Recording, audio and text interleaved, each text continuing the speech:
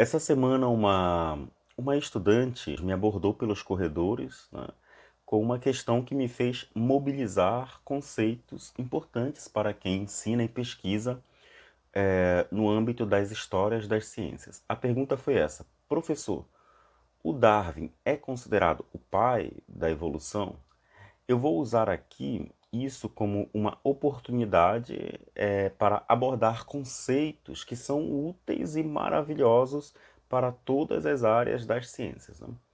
Quando eu ouvi a questão, a pergunta, de imediato lembrei, né, de um artigo publicado em 2012 em uma revista da USP, a revista de Biologia, né? O artigo tem autoria da Thaís Fernandes Tavares e da Maria Elice Prestes, né? Essa última, então, professora do Instituto de Biociências da USP também. O artigo basicamente analisa trechos de livros didáticos de biologia sobre as observações microscópicas do Robert Hooke, um estudioso aí vivido lá no século XVII. O intuito dessas análises é saber se o modo como a história das observações do Robert Hooke é contada nos livros didáticos se aproxima da ideia de pseudo-história do Douglas Altin.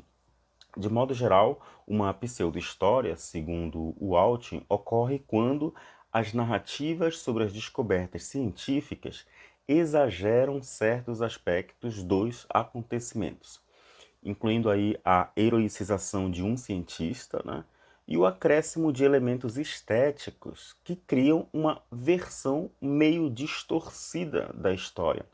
E isso leva a inúmeros estereótipos, né, sobre a natureza da ciência. Bom, a conclusão, né, das autoras em relação aos livros didáticos analisados é bem positiva. Não tanto porque os livros abordam corretamente, do ponto de vista dos princípios das histórias das ciências, as observações do Robert Hooke. Não, mas simplesmente porque as narrativas sobre esse caso nos livros didáticos são curtas, né? Por exemplo, alguns dos livros nessa análise possuem apenas 3 parágrafos narrando o caso do Robert Hooke. Ele, para quem não sabe, observou células de cortiça, né, das árvores em microscópios bem rudimentares para os padrões atuais. Bom, quando as referências bibliográficas desse artigo são consultadas, elas nos levam a um artigo fundamental do Douglas Altin, que detalha a arquitetura dos mitos científicos. Na verdade, são 4 elementos que, quando presentes em uma narrativa sobre ciência, aproximam essa narrativa a uma pseudo-história ou a um mito científico, né? Vamos comentar esses 4 elementos, tá?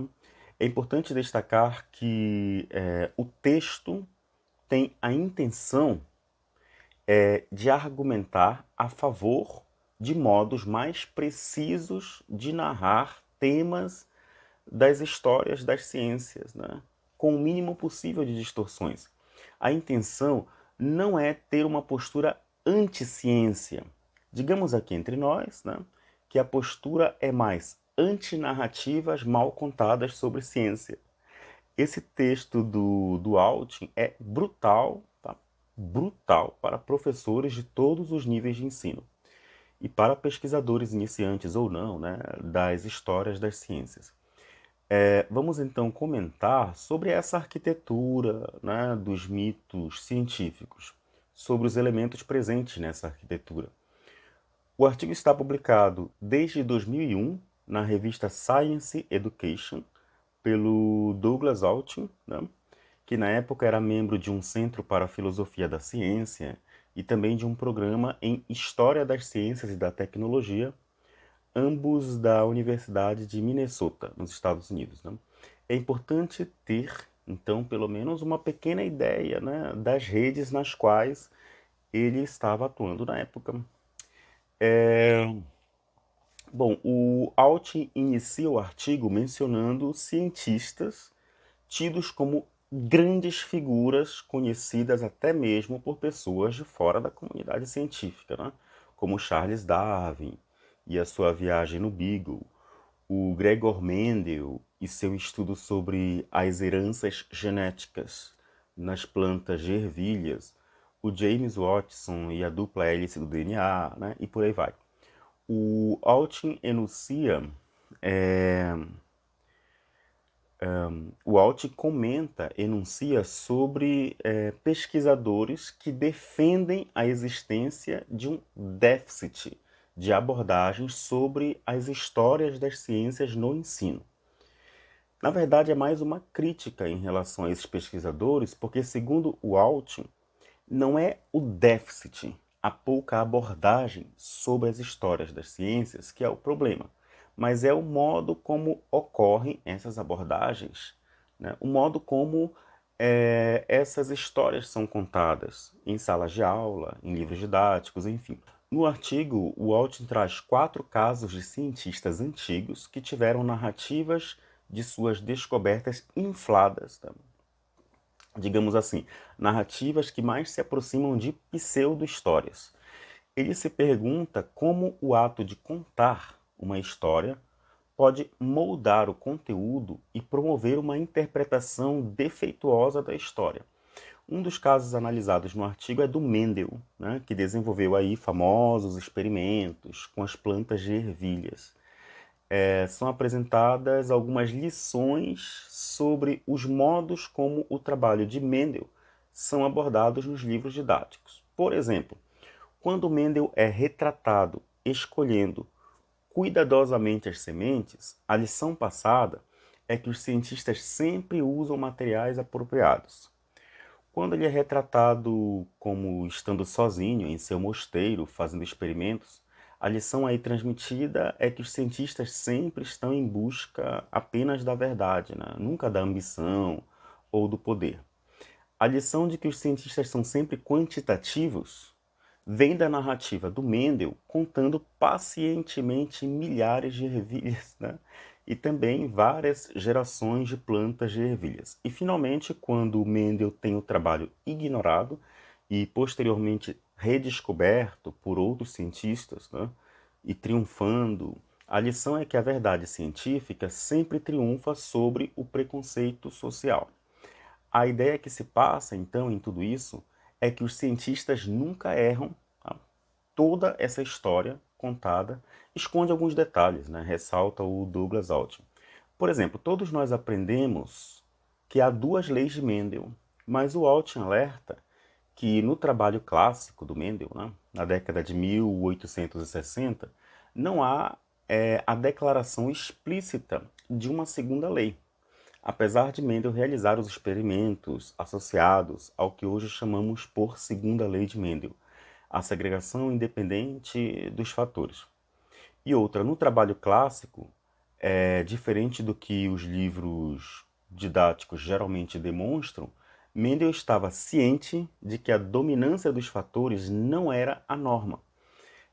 Inclusive, o Mendel chega a reconhecer que vários dos caracteres das plantas, né, os fenótipos intermediários, são mais observados que os dominantes, por exemplo, né? Então, o conceito mendeliano de dominância foi universalizado, generalizado, sendo que o próprio Mendel reconheceu que outros caracteres, né, na herança seguiam regras diferentes. O artigo prossegue analisando casos de distorções nas narrativas de outros cientistas. Mas vamos pular para os 4 elementos presentes em uma pseudo-história, ou num mito, né, científico, segundo o Douglas Altman. São 4 os elementos presentes em uma narrativa que a caracterizam como uma pseudo-história.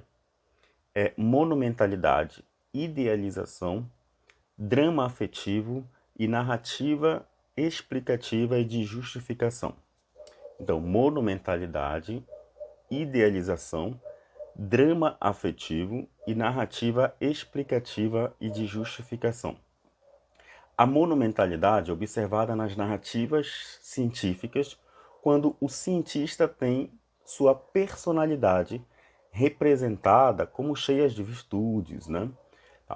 A monumentalidade é observada nas narrativas científicas quando o cientista tem sua personalidade representada como cheia de virtudes, sem falhas de caráter, nunca erram, assim como os mitos, né, literários. E as conquistas, as descobertas, que na maioria das vezes foram graduais, né, e dependeram de várias pessoas também, são infladas e concentradas em uma única pessoa, um cientista apenas, né? O artigo não fala de qualquer teoria das redes, mas na ideia de redes isso também é válido. Um produto, seja uma teoria ou um artefato, né, depende de muitos atores, né, por mais que existam um ou mais atores centrais. O principal desdobramento dessa monumentalidade, né, é transformar os cientistas em personagens não humanos, mais que humanos, vamos dizer assim. Isso pode ser bom, mas também não bom, né? Pode ser bom na medida em que tal imagem de potência, né, de prestígio, de autoridade, pode engajar muitos jovens para que se tornem cientistas também. Pode servir de modelo, né, essa imagem. Por outro lado, esse modelo pode ser visto como inalcançável para muitos jovens, né, na medida em que a lição passada é que os cientistas são infalíveis, nunca erram. Inclusive, o Altin comenta que cientistas já foram processados por terem apresentado conclusões erradas. As pessoas se sentiram traídas quando a ciência não funcionou, né? As conclusões podem ter sido honestas, mas estavam erradas. Ou seja, sem fraudes, mas erradas. Os cientistas também erram, tá? Então, o Altin questiona de que maneira esses modelos desencorajam os jovens a que entrem na ciência, uma vez que existe a ideia de que a ciência é apenas para gênios, né, e tudo mais. O segundo elemento da arquitetura dos mitos científicos é a idealização. Quando um, quando um autor conta uma história sobre algum acontecimento científico, evidentemente ele enfatiza alguns detalhes tidos como indispensáveis e secundariza ou até mesmo oculta outros detalhes, né? Ou seja, os extremos emergem, diz o Alt. O resultado disso é uma trama, uma narrativa simplificada demais. As muitas linhas de pensamento, né, que formam a trama são reduzidas a apenas uma linha do tempo. Por exemplo, os momentos de tentativa e erro geralmente não são contados. São contados apenas os casos em que os cientistas apresentaram as soluções. Não são contados os casos em que havia beco sem saída, né? E a incerteza no trabalho científico também não é valorizada nessas narrativas. A estrutura mítica dessas narrativas simplifica demasiadamente o processo. O terceiro elemento da arquitetura dos mitos científicos é o drama afetivo, a estratégia literária cuja finalidade é o entretenimento e a persuasão. Pode-se aumentar o poder de uma história para que ela se torne, né, atraente, envolvente, impactante, né, para quem está ouvindo ou lendo. Há muitas técnicas retóricas para isso, né? Uma delas é a valorização das dicotomias nas narrativas. Por exemplo, colocar o herói contra o adversário, o bem contra o mal, o cientista contra o supressor da verdade, o Darwin contra o Lamarck, o Galileu contra a igreja e assim por diante. Isso pode aumentar a persuasão da narrativa, mas também cria distorções, né? O último elemento da arquitetura dos mitos científicos é a narrativa explicativa e justificatória. Ou seja, a narrativa vem já com a lição de justificar a autoridade da ciência, mostrar que sempre métodos e ideias corretas levarão a conclusões corretas, e sempre métodos e ideias incorretas levarão a conclusões incorretas.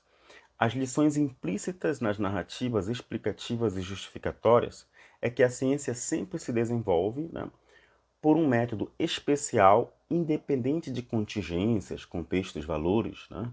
Todas as experiências são sempre bem projetadas e evitam qualquer erro, né? Interpretar as evidências nunca é problemático e sempre leva a respostas do tipo sim ou não. A realização da ciência depende de um intelecto privilegiado, enfim, são várias ideias. Então, a conclusão de tudo isso é que a ciência conduz inevitavelmente à verdade, não havendo erro e não havendo incerteza.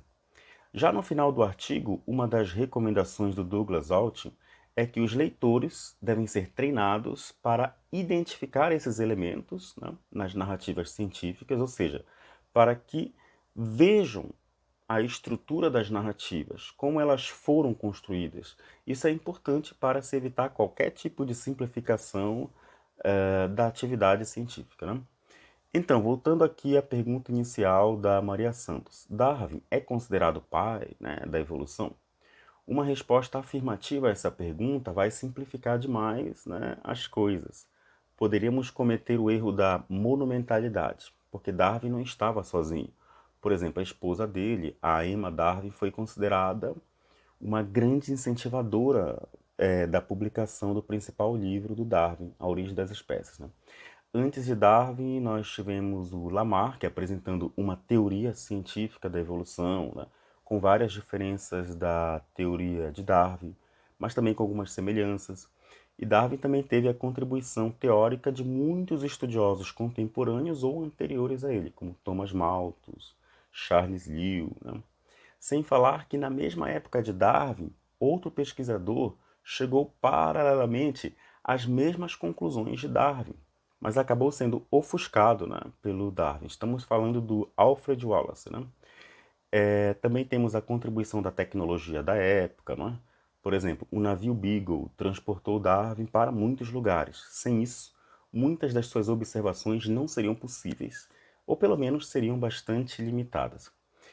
Então, pessoal, agradeço por terem me ouvido até aqui. Comentários podem ser enviados ao e-mail que está na descrição desse vídeo. Até a próxima.